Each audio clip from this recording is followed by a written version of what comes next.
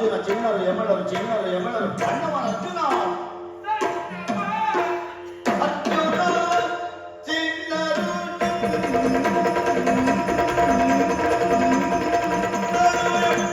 ಯಮಳರು ಇನ್ನೇ ಭೀಮನ ಎನ್ನ ತೋಳಿಗೆ ಬೀಳು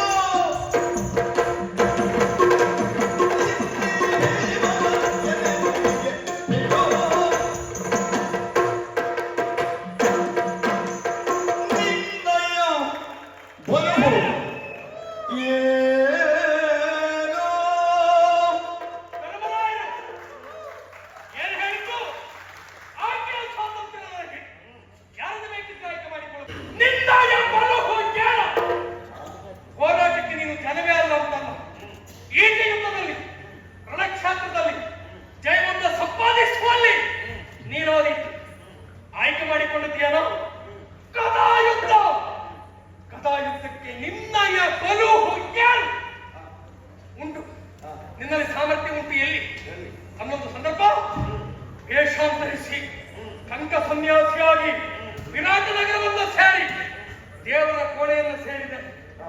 ಕಂಕ ಅಂತ ಹೇಳಿದ್ರೆ ಸುಳ್ಳು ಭಟ್ಟನಾಗಿ ಹೋದೆ.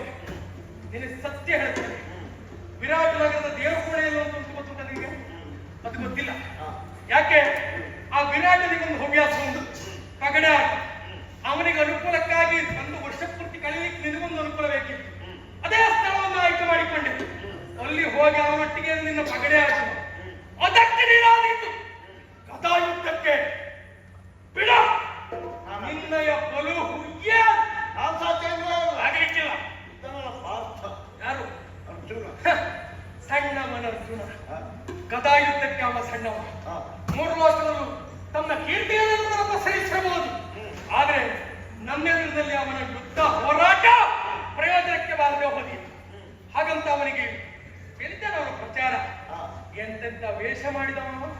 ನಿಜವಾಗಿ ಒಂದು ವಿರಾಟ ನಗರದಲ್ಲಿ ಆ ಕಡೆ ಗಂಡು ಅಲ್ಲ, ಈ ಕಡೆ ಹೆಣ್ಣು ಅಲ್ಲ, ಶಿಖಂಡಿ ನಾಮಕರಾಗಿ ಹೋದ. ಹೆಣ್ಮಕ್ಕಳನ್ನೆಲ್ಲ ಸುತ್ತರಿಸಿಕೊಂಡು ಮತ್ತಲ್ಲಿ ಇವನು ಎತ್ಕೊಂಡು ಮಾಡಿದ್ದಾರು. ಕೃತ್ಯ ತತ್ವ ಅಂತ ದಿಕ್ಕುತ್ತ ಕೃತ್ಯ ತತ್ವ ಅಂತ ದಿಕ್ಕುತ್ತ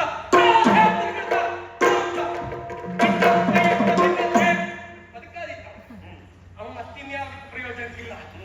ಸಣ್ಣವನ ಅರ್ಜುನ ಇನ್ನೂ ಬಬ್ಬುಲ ಸಾಧೆವು.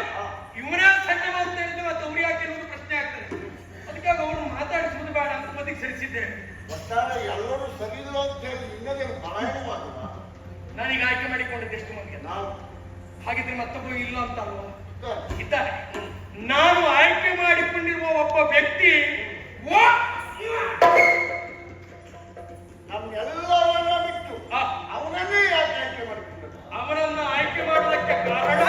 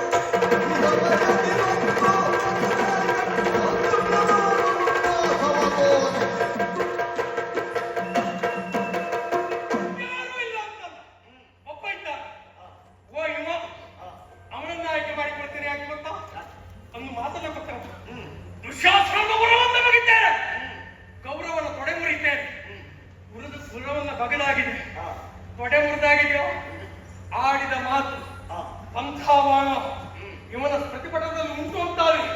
ಇವನೊಬ್ಬ ಗಂಡು ಮಗನೇ ಹೋಗುತ್ತಾರೆ. ಅವನನ್ನು ನನ್ನೆದುರಿಗೆ ಗಂಡು ಮಗ ಹೋಗುತ್ತಾರೆ ಮಾಡ್ಬೇಕು. ನಿನ್ನಿಷ್ಟೆಲ್ಲ ಪೌರುಷ ಈಗ ಆಗಿದೆಯಲ್ಲ, ಸ್ವಲ್ಪ ನಿಂದು ಎಲ್ಲಿದ್ದೆ? ಎಲ್ಲಿ? ನೀರಿನಲ್ಲಿ. ಜಲದ